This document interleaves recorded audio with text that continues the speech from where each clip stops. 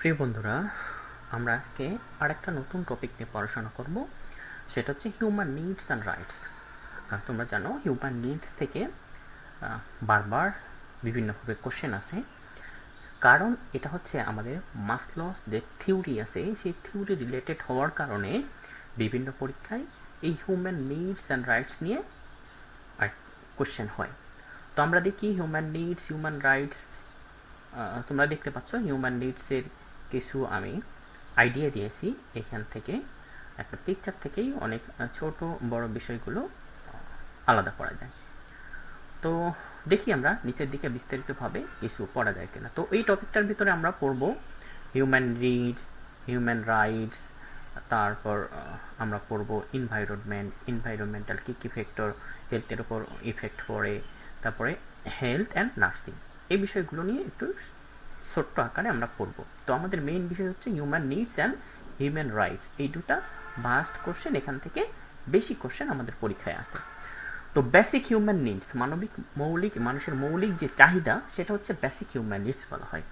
তো basic human চাহিদা হচ্ছে বেসিক হিউম্যান নিডস আর essential requirement for survival and wellbeing. বেঁচে থাকার জন্য যেটা প্রয়োজনীয় সেটাই হচ্ছে basic human needs. Type of basic human needs, main কয়টা টাইপ বেসিক হিউম্যান নিডসের হচ্ছে প্রথম যে টাইপটা যেটা থাকে সেটা হচ্ছে আমাদের ফিজিওলজিক্যাল নিডস, অর্থাৎ আমার যেটা একেবারে দরকার, খাদ্য, পানি, অক্সিজেন এক্সেট্রা এইসব। তারপর সেফটি, আমার সেফটি দরকার, নিরাপত্তা, লভ অ্যান্ড বিলঙ্গিং, আমার ভালোবাসার সম্পর্কতা, বেঁচে থাকতে গেলে একা একা বেঁচে থাকা যায় না।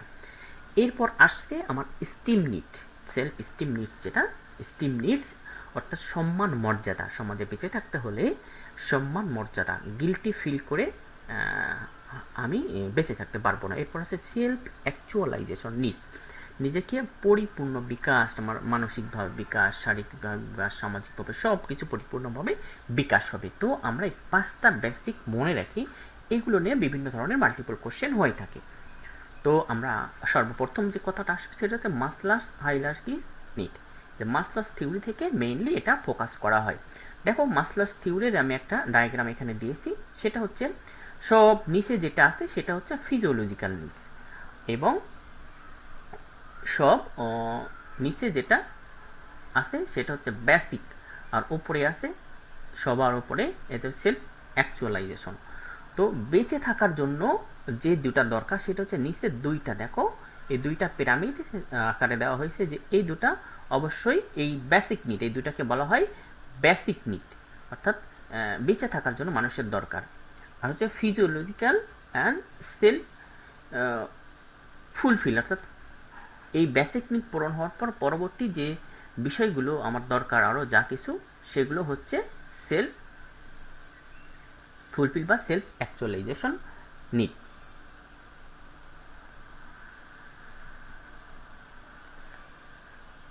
এখন আমরা নিডের বিষয়গুলো নিয়ে, কি কি বিষয় আমার পরীক্ষায় আসে সেই বিষয়গুলো নিয়ে আমি পড়াশোনা দেখি একটু কি করা যায়। এখন হচ্ছে সেগুলো দেখা যাচ্ছে যে level of need, level of নিডের ভিতরে কি আছে, যে ফিজিওলজিক্যাল নিড, ফিজিওলজিক্যাল নিডের যে বিষয়টা সেটা এটাকে আবার প্রাইমারি নিডস বলা হয়, প্রাইমারি নিডসও বলা হয়, যেটা আমার মৌলিক চাহিদা। বেসিক সার্ভাইভাল নিডস, জীবনের জন্য যেটা একেবারে অপরিহার্য, সেটা কি কি হতে পারে, food, water, oxygen, sleep, shelter, elimination, এগুলো ছাড়া মানুষ বাঁচতে পারবে না। 2 নম্বর হচ্ছে সেফটি নিডস, সেফটি দরকার, যেটা সেকেন্ডারি বেসিক নিড, ও বেঁচে থাকার জন্য আমরা সেকেন্ডারি যে মৌলিক চাহিদাগুলো আছে সেটাকে ফোকাস করা হয়েছে।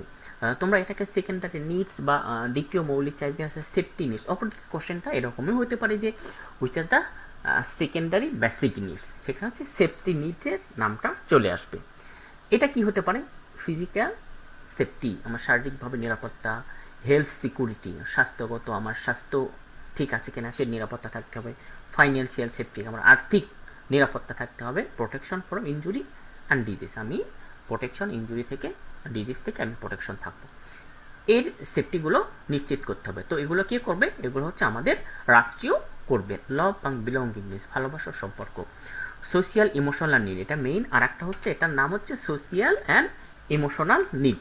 তাহলে দেখা যাবে যে অর্থাৎ আমি বেঁচে থাকবো সমাজে, সেটা আমার কিছু চাহিদা থাকবে। সেটা কি ফ্যামিলি রিলেশনশিপ, আমার পরিবারের মধ্যে বন্ধন থাকবে, ফ্রেন্ডশিপ, আমার বন্ধুত্ব থাকবে, সোশ্যাল কানেকশন, সামাজিকভাবে সম্পর্ক একজনের সাথে আরেকজন থাকবে, মানসিক এবং ইমোশনাল সাপোর্ট, যদি আমি কোনো দুঃখ কষ্টে পড়ি কেউ আমাকে ইমোশনাল সাপোর্ট দেবে। এটা হচ্ছে আমার সেটা লভ অ্যান্ড বিলঙ্গিং 3 নাম্বার যেটা হচ্ছে। এরপর আসবো self respect, self steam needs, অর্থাৎ সম্মান ও মর্যাদা। তো সম্মান ও মর্যাদা কিভাবে আমরা এটা আইডেন্টিফাই করব? Self respect and social recognition. তাহলে কি হতে পারে? রেসপেক্ট ফ্রম আদার, অন্যের কাছ থেকে আমি সম্মান আশা করব। সেলফ কনফিডেন্স, আমার আত্মবিশ্বাস থাকবে। অ্যাচিভমেন্ট, সাফল্য থাকবে। রিকগনাইজেশন, স্বীকৃতি, আমি কোনো ভালো কাজ করলে তার অবশ্যই আমি স্বীকৃতি পাবো। তো এখান থেকে কিন্তু আমার কোশ্চেনের বিষয় হচ্ছে সেলফ স্টিম নিড, সেখানে অপশনে কিন্তু self respect, self confidence, self achievement, এগুলা রিকগনিশন, এই বিষয়গুলো আমার অপশনে থাকে। সুতরাং এই শব্দগুলোর সঙ্গে আমি পরিচিত হব এবং আমার কোশ্চেনের সঙ্গে প্র্যাকটিস করব, তাহলে এই কনফিউশনগুলো আমার দূর হয়ে যাবে। এরপর আমার আসবে সেলফ অ্যাকচুয়ালাইজেশন নিড, অর্থাৎ পূর্ণ বিকাশ। কি কি হতে পারে পূর্ণ বিকাশের ক্ষেত্রে? আমার কি কি আসবে? সেটা হচ্ছে highest level of human needs, এটা সর্বোচ্চ পর্যায়ে। আমার 4টা যখন আমার পূর্ণ হয়ে যাবে তখন আরও কিছু আমি চাই, সেটা হচ্ছে সেটা পার্সোনাল গ্রোথ, ব্যক্তিগত উন্নয়ন এবং ক্রিয়েটিভিটি, সৃজনশীলতা। এরপর সেলফ প্রোটেকশনাল ডেভেলপমেন্ট, নিজ ক্ষমতার বিকাশ, আমি কি করতে পারি সেটা। লাইফ গোল অ্যাচিভমেন্ট, জীবনের লক্ষ্য পূরণ। অনেকে কথা বলতে শুনবে যখন দেখো যে আমার আর জীবনের কোনো চাওয়া পাওয়া নাই, আমার অনেক কিছু হয়ে গেছে। এই যে এই সেলফ অ্যাকচুয়ালাইজেশন সবচেয়ে হাইয়েস্ট লেভেল, অর্থাৎ আমার কোশ্চেনে কিন্তু এটাই আছে যে মাসলোর হায়ারার্কি থিওরির টপ লেভেলে কি আছে? Self actualisation. বটমে কি আছে? সেটা হচ্ছে আমার ফিজিওলজিক্যাল নিডস।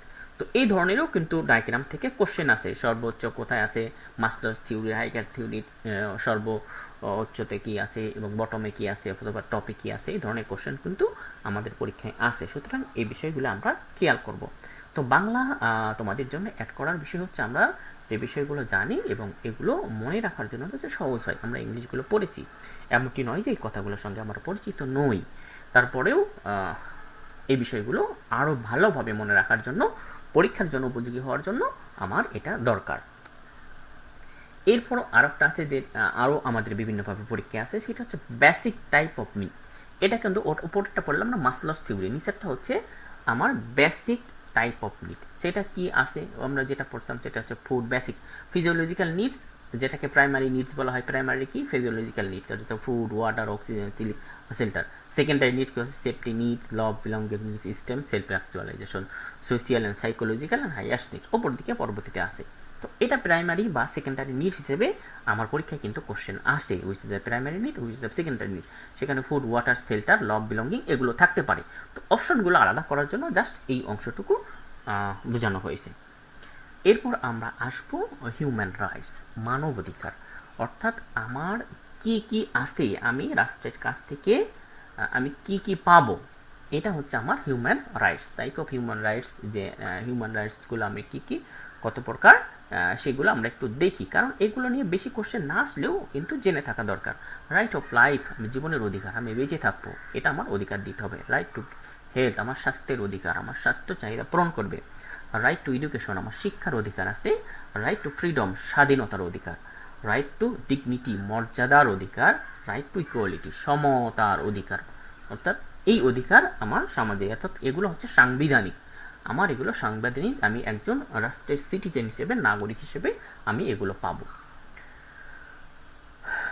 এরপর আমরা আসি আমাদের এনভায়রনমেন্ট, অর্থাৎ এনভায়রনমেন্ট, পরিবেশ আমাদের স্বাস্থ্যের উপরে কি কি প্রভাব ফেলে সেই বিষয়ে আমার আসি। তাহলে সেটা কি? এবং পরীক্ষায় এগুলো আসে যে type of environment, internal environment, শরীরের ভিতরের অবস্থা, external environment, physical environment, social environment এবং বায়োলজিক্যাল এনভায়রনমেন্ট, এই নামগুলো পরীক্ষায় আসে। তো এটা নিয়ে এখন পর্যন্ত তেমন বিস্তারিত কোশ্চেন হয় নাই, কিন্তু আমরা বিষয়গুলো একটু শর্টকাটে জেনে রাখি যদি কখনো আমাদের সামনে এসে পড়ে। এরপর আসে স্বাস্থ্য, health is a state of complete physical, mental, social wellbeing. এটা ওয়ের ডেফিনেশন, তোমরা জানো ওয়ের ডেফিনেশন থেকে এই পয়েন্টগুলো নেওয়া হয়েছে। তাহলে কি টাইপ অফ হেলথ, কত প্রকার স্বাস্থ্য, কত প্রকার, সেটা হচ্ছে আমার ফিজিক্যাল হেলথ, শারীরিক অবস্থা, মেন্টাল হেলথ, মানসিক অবস্থা, সোশিয়াল হেলথ, অর্থাৎ সামাজিক অবস্থা, আর একটা স্পিরিচুয়াল হেলথ, আমার আধ্যাত্মিকতা আমার এটা। তো টাইপ অফ হেলথ নিয়ে তোমাদের কোশ্চেন কিন্তু মাল্টিপল চয়েস কোশ্চেন আসবে। সুতরাং টাইপ অফ হেলথ আমরা মনে রাখি কি কি বিষয়ে, এই বিষয়গুলো আমার থাকতে পারে: physical, mental, social and spiritual. এরপর আমরা একটু কোশ্চেনের দিকে যদি তাকাই, তাহলে এই অধ্যায়টার উপরে কি কি কোশ্চেন আমরা প্র্যাকটিস করলে আমরা বুঝতে পারবো যে আসলে আমার কোন প্যাটার্নের কোশ্চেন আসতে পারে।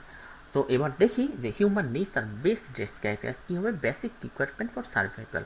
হিউম্যান নিডস কি? Hospital rules, doctor order, nursing documentation, basic requirement of survival, অর্থাৎ আমার বেঁচে থাকার জন্য যেটা দরকার সেটাই হচ্ছে আমার human needs.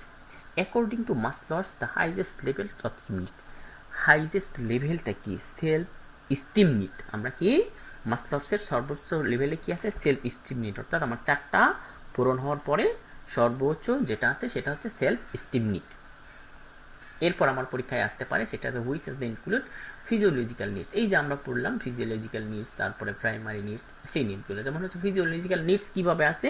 Food and water, আমার খাদ্য, বেঁচে থাকার জন্য যেটা দরকার সেটা হচ্ছে আমার physiological needs. Right to life is an example of, জীবনের জন্য বেঁচে থাকা এটা কি? রাইট টু লাইফ, আমি বেঁচে থাকবো, আমার বেঁচে থাকার অধিকার আছে, সেটা হচ্ছে হিউম্যান রাইটস। ঠিক আছে, human needs, human rights, diagnosis, environment, এটা হচ্ছে আমার হিউম্যান রাইটস, আমি মানুষ হিসেবে আমার দরকার। তো হিউম্যান রাইটস আর কি? Limit for the patient only, same for all people, give by doctors only for hospital use. আমি হিউম্যান রাইটস কোথায় থাকে? সেম ফর অল, সব পিপলের জন্য যেটা সমান হবে, এটা হচ্ছে হিউম্যান রাইটস। তো এরপর আমরা দেখব internal environment of human body. আমরা এনভায়রনমেন্ট বললাম, তাহলে এনভায়রনমেন্টের ইন্টারনাল এনভায়রনমেন্ট বলতে আমরা কি বোঝাই? এয়ার অ্যান্ড লাইট কি? এটা হচ্ছে এক্সটার্নাল এনভায়রনমেন্ট। ব্লাড প্রেশার, তারপর টেম্পারেচার অ্যান্ড নয়েজ। টেম্পারেচার আছে, টেম্পারেচার আমাদের ইন্টারনাল, কিন্তু নয়েজ হচ্ছে কি? এক্সটার্নাল। ফ্যামিলি কি? এটা হচ্ছে আমাদের সোশিয়াল এনভায়রনমেন্টাল নিড। সুতরাং আমার ইন্টারনাল এনভায়রনমেন্ট বলতে আমার ব্লাড প্রেশার, অর্থাৎ আমার বডির ভিতরে যে বিষয়টা বোঝায় সেটা হচ্ছে ইন্টারনাল এনভায়রনমেন্ট। এরপর বায়োলজিক্যাল এনভায়রনমেন্ট কি? আমরা বায়োলজিক্যাল এনভায়রনমেন্ট কিন্তু ওখানে পড়েছি ব্যাকটেরিয়া, ভাইরাস। সুতরাং বায়োলজিক্যাল এনভায়রনমেন্ট হচ্ছে পরজীবী, জীবাণু, যেটা bacteria, virus. Which is not a dimension of health, হেলথের ডাইমেনশন কোনটি? আমরা ফিজিক্যাল, সোশিয়াল, তারপর মেন্টাল অ্যান্ড স্পিরিচুয়াল, কয়টা ডাইমেনশন পড়েছি। এখানে কিন্তু আমাদের ফাইন্যান্সিয়াল ডাইমেনশন নাই। ফাইন্যান্সিয়াল হচ্ছে আমার রাইটস, আমার রাইটস হচ্ছে যেটা হচ্ছে হিউম্যান নিডসের ভিতরে পড়বে, আমার আর্থিক নিরাপত্তা। Main focus of nursing relationship to human needs, main ফোকাসটা কি? Meeting to unmet human needs, meeting to unmet human needs. Main focus কি করবে? আমার যে মানবিক যে